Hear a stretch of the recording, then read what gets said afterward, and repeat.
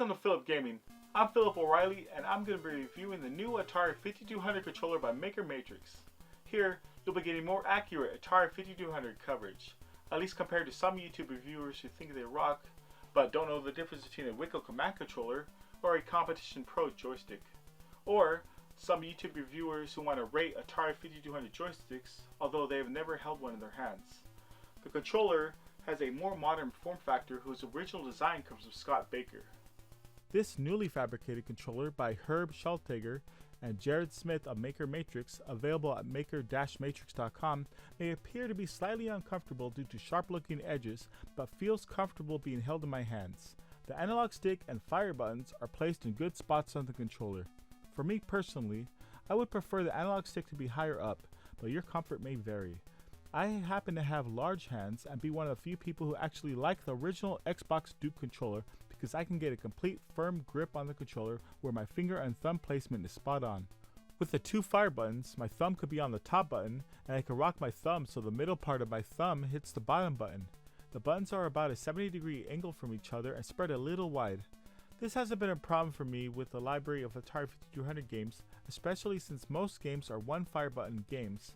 But for future platform games where you need to run and jump, I can see where a different design might be called for. The start, pause, and reset buttons are an easy reach, as well as the numerical keypad. As for the feel of the buttons, most of them feel loose, where I feel that a careless player might cause some damage to the controller. The buttons, along with the case, are 3D printed, so it has that homemade feel to it. The fire buttons feel a little tighter than the other buttons. After long play sessions, I noticed that my right thumb was getting a little sore, which is to be expected from most controllers, but I feel that if the fire buttons protruded a little less or perhaps had a rubber surface, then maybe some of the long play thumb soreness would be alleviated. The analog stick feels tight and responsive, even serving a dual purpose by also acting as one of the fire buttons when pressed in. The connector input on the top is for a DB15 cable, which is also available at Maker Matrix. I appreciate that a PC-style connector is in the controller where you could possibly connect the cable with a secure connection. The cables offered by Maker Matrix are streamlined and don't offer the screwing connection. This can occasionally cause a disconnection problem when there's moderate movement when using the controller, either causing buttons or the joystick to not work properly, or even the cable to disconnect completely depending on how rough your movements are. Reconnecting the cable often solves these issues. But this is a glaring issue with the controller that I feel a revised cable should be made available in the future with a PC-style screw-in connection on one end of the cable. I did hear that they may be looking into this. There are DB15 extension cables with the secure screws available elsewhere that you could connect to the controller and the cable to help alleviate the issue. A cable extension recommended by Maker Matrix is available on monoprice.com, which I also acquired. The biggest reason to use this controller instead of the original CX52 joystick is the vast improvement in the quality of the analog stick. I foresee this stick far outlasting the CX52 joystick. The original joystick was made so both left-handed and right-handed players can both enjoy the controller. The controller I ordered from Maker Matrix has a stick on the left side, in line with the majority of controllers from 1985 onward. The joystick can be ordered with the stick on the right side for those who would prefer that configuration. You can also customize the color of the controller and the color of the keys. I went with the classic color scheme: black controller, red action buttons, and black numerical keys.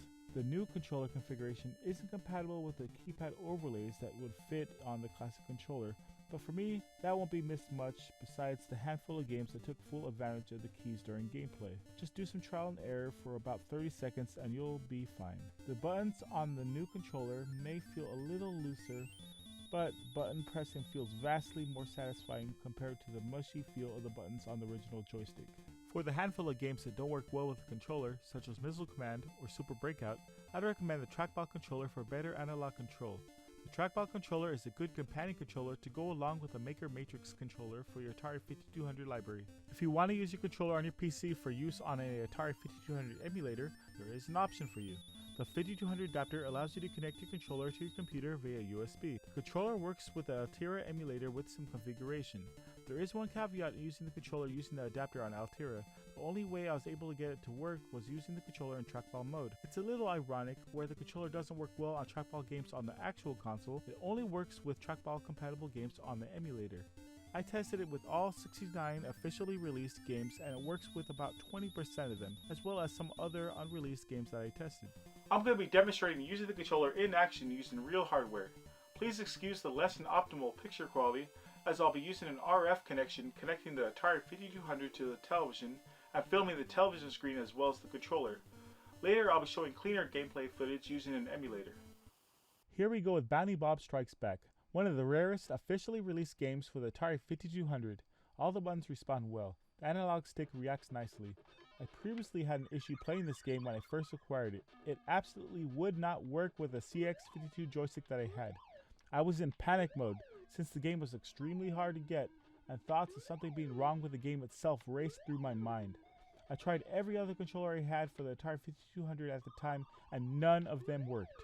I searched for answers online and even contacted the seller I purchased the game from in a plea for a solution in playing the game. I finally found a PC game port adapter that lets the player use classic PC controllers on the Atari 5200. I finally was able to play the game with a controller. I'm happy to note that this controller also works with Bounty Bob Strikes Back. Centipede plays surprisingly well with the controller. Being a trackball compatible game, I expected it to not be playable at all, but it works well. I still think that a well-working trackball controller is the ideal control method for this game though.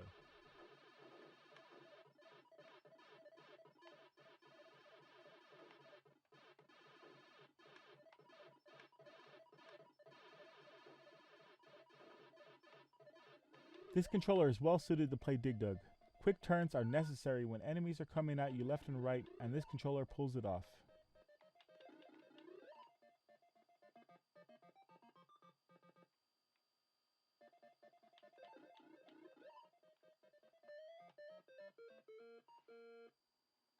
Galaxian is another trackball compatible game that works well with the Maker Matrix controller.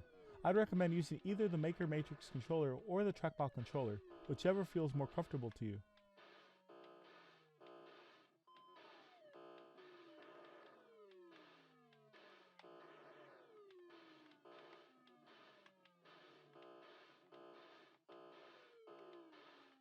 It's almost obligatory. I have to show you how the controller plays with everyone's favorite plumber, Mario. And I have to say that it plays excellently with Mario Brothers.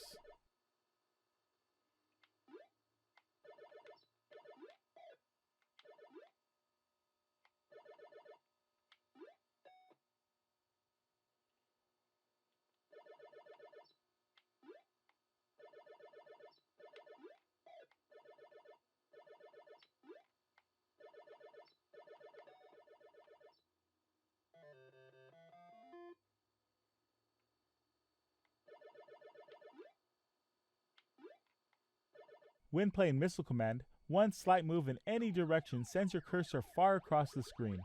Being a trackball compatible game makes this game more suitable for controllers like the trackball. One good thing about using the controller with Missile Command is using it to see how well the controller is calibrated. If it's fairly center without touching the joystick, then your controller is calibrated properly. If it isn't, the creators of the controller at Maker Matrix recommend some careful tinkering on the console end. They recommend adjusting the Pokey resistor, a small yellow knob in the front right area inside the console. Using a non-metallic ceramic screwdriver inside the console does the job and helps prevent static electricity. Moon Patrol is a game that utilizes both fire buttons, with the primary action button being the bottom fire button used for jumping and the top fire button being used for shooting. Going back and forth rapidly with the two buttons is necessary, but I feel that this is a little difficult with this setup. If the buttons were reversed, then I feel that this would be easier to pull off. To Maker Matrix's credit, there's an option to change this by opening up the controller and changing them.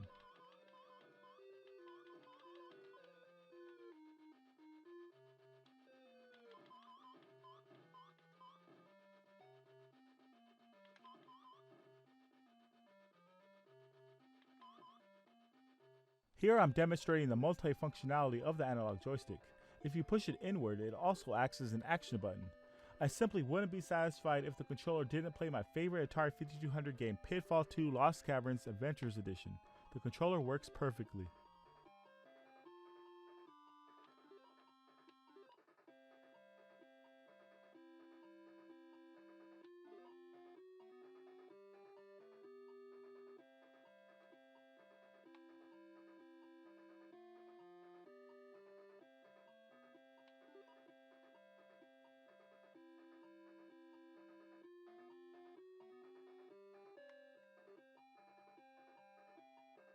With Star Wars the arcade game, the central point of the cursor is in the lower left section of the screen.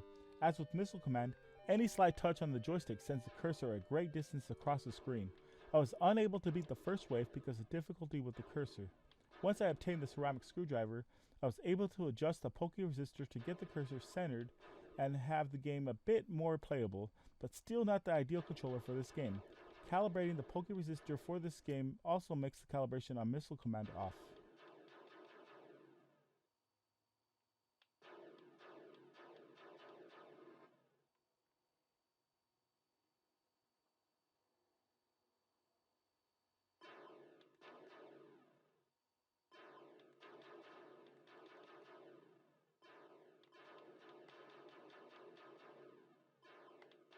Super Breakout is another trackball compatible game that doesn't work properly with this controller. Moving the joystick even slightly usually lands the pedal at the side of the screen.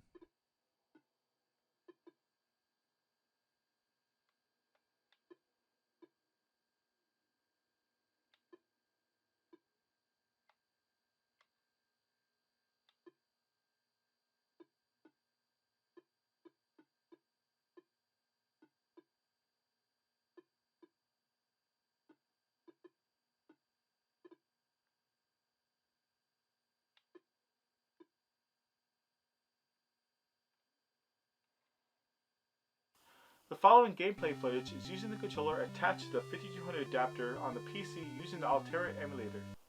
While not the most precise way to play Missile Command, the controller works well enough to get the job done, unlike on the actual console where the game is basically unplayable.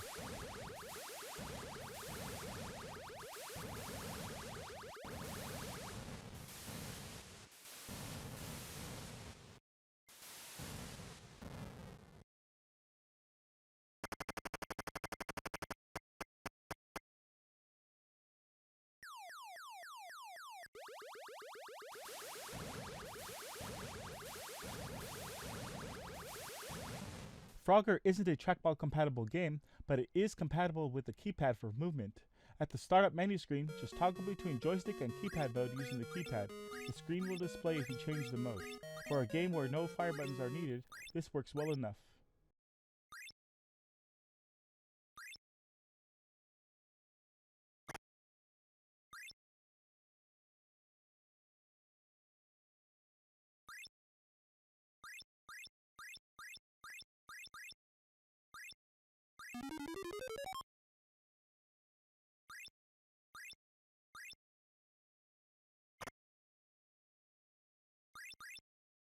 Pengo is a game that doesn't seem like a game that would be made for the trackball because you only go in 4 directions, up, down, left, and right.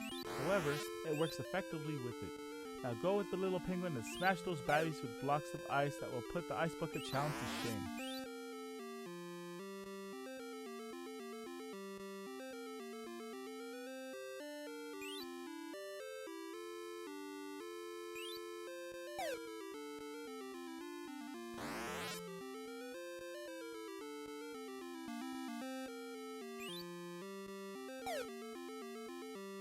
Pole position works for the most part, but gear shifting doesn't work as normal using the joystick, only with numerical keys.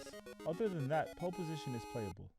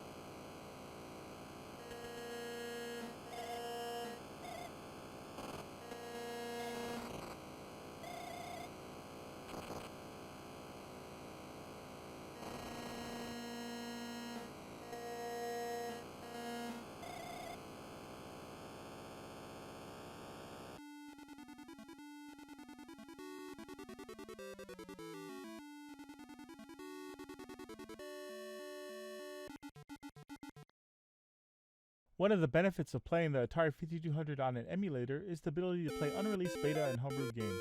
It can also be played on flash cards for the 5200 and reproduction cartridges.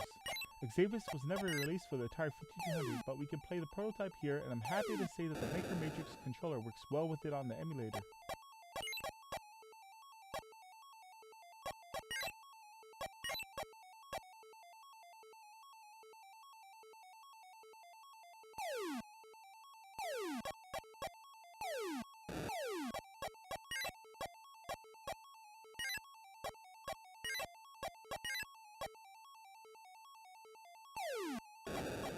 The Maker Matrix is a good controller.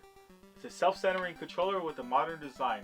It works for the majority of Atari 5200 games. For the handful of games it doesn't work the greatest with, I'd recommend getting or holding onto a trackball controller or another controller to supplement it. It may not be the be-all and end-all of Atari 5200 controllers, but it's a worthy accessory for the Atari 5200 that greatly enhances many gameplay and experiences.